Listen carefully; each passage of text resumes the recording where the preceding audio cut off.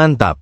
Silakan dengar diskusi santai dan serius Dr. Ali Mahsun ATMO, MDOMed, Ketua Umum Komite Ekonomi Rakyat Indonesia, KERIS, bersama Dr. Rival Marbun, MPD, dan Demantap, Daniel Manurung Tampan, di Jalan Cempaka Putih Timur 7 nomor 8, Kota Jakarta Pusat, Daerah Khusus Ibu Kota Jakarta dari perilaku konsumen ke pasar kompetitif dalam Economics KERIS dengan penjelasan yang memberikan pelajaran langsung membuat terlibat menjelajahi bagaimana masyarakat mengalokasikan sumber daya mereka untuk keuntungan maksimal.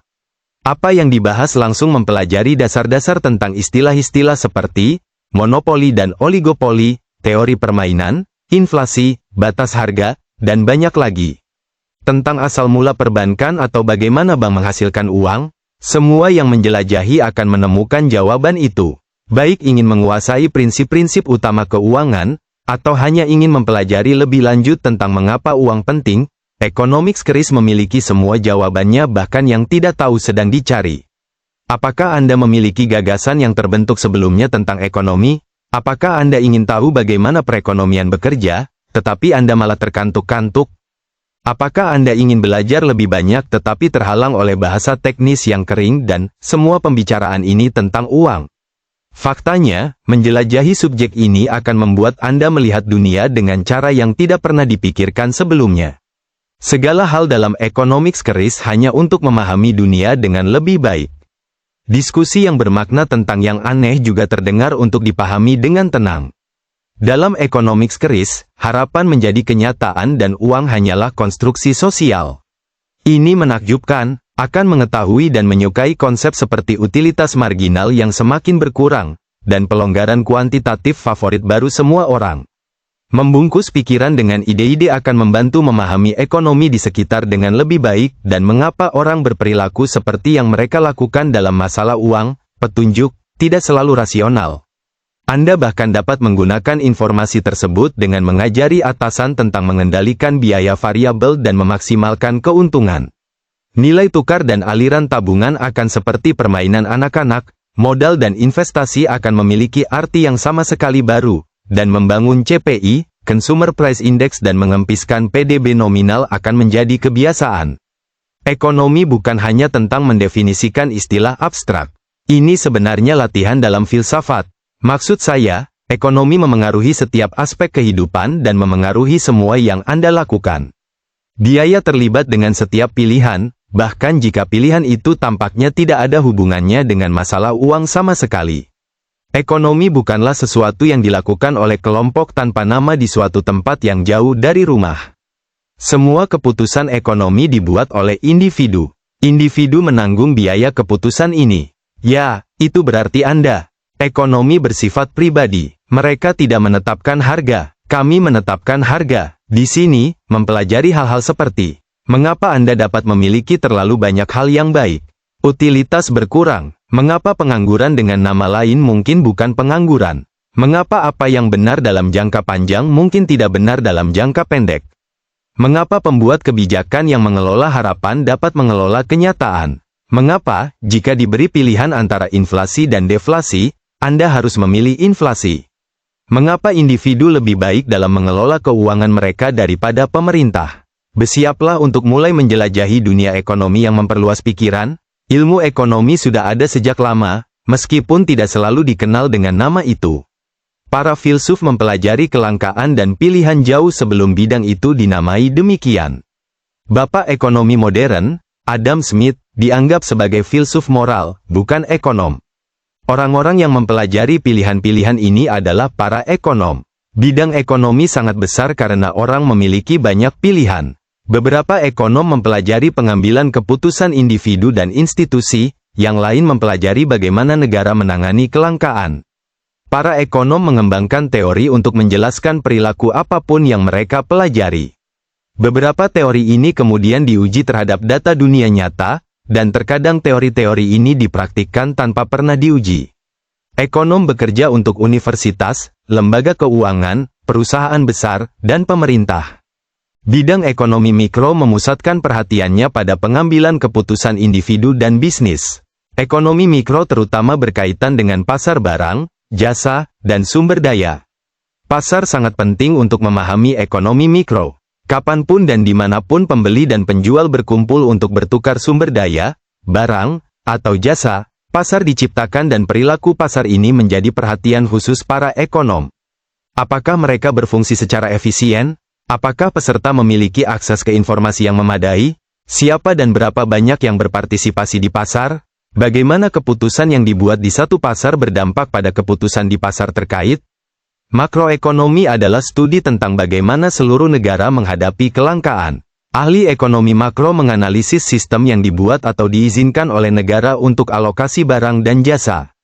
Pertanyaan yang mereka ajukan bervariasi dan sangat menarik bagi individu dan pembuat kebijakan.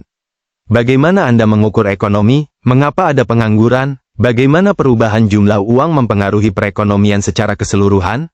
Apa dampak pengeluaran pemerintah atau kebijakan pajak terhadap perekonomian? Bagaimana Anda bisa membuat ekonomi tumbuh? Para ekonom menggambarkan mendapatkan sumber daya yang tepat kepada orang yang tepat sebagai alokasi. Efisiensi alokatif terjadi ketika manfaat marginal sama dengan biaya marginal. Ketika kondisi ini terpenuhi, manfaat terbesar diperoleh masyarakat. Para ekonom suka menganggap orang sebagai komputer kecil yang selalu menghitung manfaat dari keputusan mereka versus biaya dari keputusan tersebut. Karena Anda biasanya membuat keputusan satu persatu, para ekonom menyebut manfaat dari suatu keputusan sebagai manfaat marginal.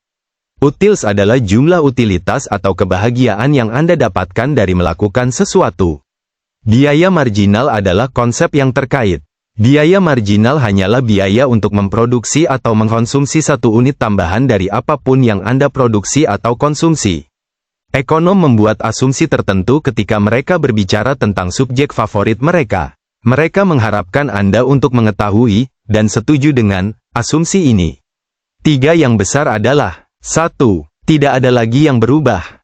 Setiap kali para ekonom membuat argumen seperti, jika pajak penghasilan turun, maka konsumsi meningkat, itu harus dipahami sebagai, jika pajak penghasilan turun dan tidak ada yang berubah, maka konsumsi meningkat. Apakah Anda menangkap perbedaan antara dua pernyataan? Dan tidak ada lagi perubahan yang disebut juga dengan asumsi ceteris paribus. Diterjemahkan secara bebas, ceteris paribus berarti, menjaga semua hal lain tetap konstan. Jadi saat Anda melanjutkan membaca ini, ingatlah bahwa semua pernyataan tentang hubungan sebab akibat dibuat dengan asumsi ceteris paribus. 2. Orang yang rasional dan berperilaku rasional. Asumsi lain yang dibuat oleh para ekonom, dan yang paling penting, adalah bahwa orang berperilaku rasional.